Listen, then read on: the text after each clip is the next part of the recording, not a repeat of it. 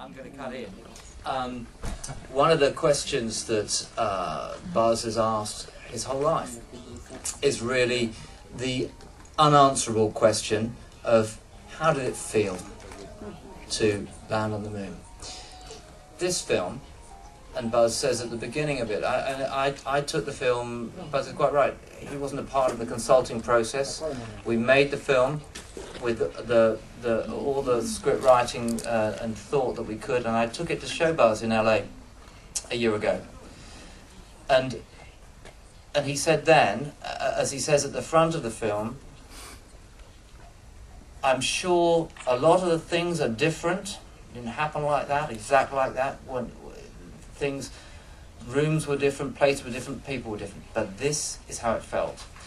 The mission for us in making this film is that 40 years ago, Neil and Buzz achieved the dreams that probably 105 billion people who'd ever lived had dreamt of, to step on the moon. They achieved them, representing 400,000 men and women who worked to let them do that. We're involved in the gradual build-up of achievement throughout my first space flight and being in the right place many times at the right time. All the tension, all the anticipation and everything that became gradually stored up within us was absorbed, and then at a particular moment of putting a foot somewhere, that's the background that I had to whatever feelings I would have after that. Now, how can I possibly communicate all of that background to somebody who's thought about it for 10 minutes or so, and more insight to what our lives and world is really about? And they've been dreaming about that moon, that object up there, and all of a sudden the creatures here on Earth have put together the capability with automobiles, airplanes, rockets, spacecraft, to be able to understand all the intricacies, to be able to put a spacecraft and support the lives of creatures who are going to land. And that is a magnificent achievement.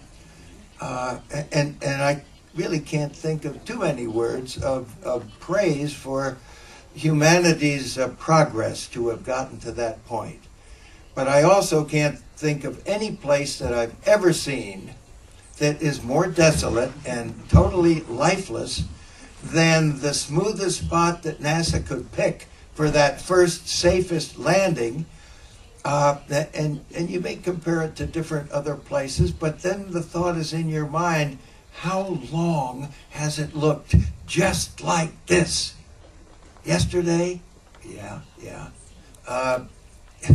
It's illuminated for 13 and a half days with the sun crossing over, and then it's totally dark. And this has great effects on it, but it is timeless, except for the impacts here and there, and there certainly wasn't any evidence of anything within the last 100,000 years, except very small things that grind that dust into very sharp molten spheres of glass that fracture, and it's a very sharp dust. It's never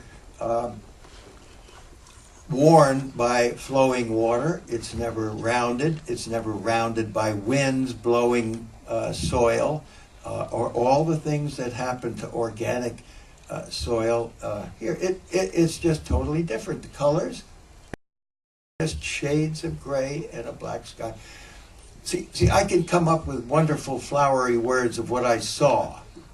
And what I thought, I'm awed by this. It's surreal, and yet I fully know that this is real. We are there.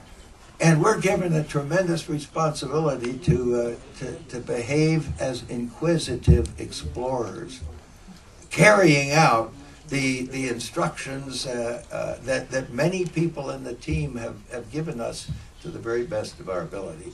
And if you can't understand what that makes you feel like, then try going there yourself.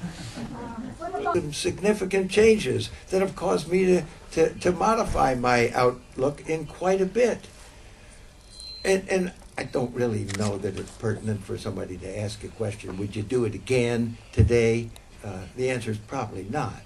I'm not sure what it would be, but I don't have to make that decision today. I can maybe write a science fiction story and maybe put a similar situation on the first human beings that set foot on the moon of Mars, and what it is they say about the heritage that preceded them being able to do that, and how they look back on the paving nature of Apollo to be able to give them the ability to be able to advance human achievements to get to a moon of another planet in great preparation for settling, beginning to expand on that other planet. Now, to me, that's damned exciting, and that's why I feel excited about the opportunities that we have. Istruttore rotto e sono riusciti a ripartire, cioè la tua sensazione ripensando.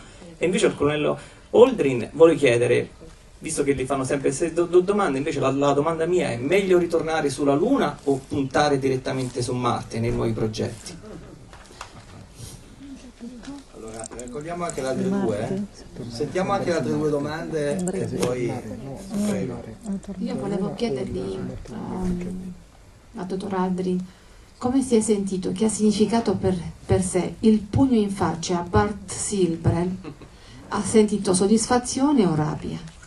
È stato un perfetto gancio sinistro, vorrei aggiungere. Ancora una domanda qua e poi una laggiù. Le mie sono due, una cerco di sintetizzarle, una c'è un movimento, il signor Aldrin lo saprà senz'altro, che cerca di dimostrare che il viaggio sulla Luna non è mai avvenuto. Allora volevo sapere cosa ne pensa. E l'altra domanda più seria è, siccome il signor Dela ha detto che più ci si allontana dalla Terra più si scopre qualcosa di se stessi, volevo chiedergli, ricordare che un astronauta russo prima del loro viaggio alla domanda se nell'alto dei cieli avesse visto Dio rispose sarcasticamente di non aver visto nessuno. Allora volevo sapere invece dal punto di vista spirituale che cosa è stato per lui arrivare fino lassù. Grazie. Allora sentiamo la risposta a questo, poi Emilia ti dirò la parola dopo. Prego. We're slightly confused about what one we're going to answer first. So I'm going to ask Daniel to talk about the scene which is taken from fact, which is the scene where Buzz resets the circuit breaker to get off the moon. Incredibly unlikely, it appears, but true. Yeah, it is incredibly unlikely. Yeah, that was sort of the ultimate in England. They call it DIY, which is do it yourself, which is, you know, sort of working with what little stuff you have available. There's that famous scene in the film of Apollo 13 where they construct, what was it, Richard? They construct a carbon dioxide scrubber out of an old sock. Yeah, and things like that. So yeah, it's stuff like that that makes this story human. And sort of, you know, is a testament to how extraordinary these men were and how they used what they had, and you know, and they were resourceful and didn't obviously have very much at hand, and yet made the most of what they had. So yes, it was the ultimate in DIY, I guess, do it yourself.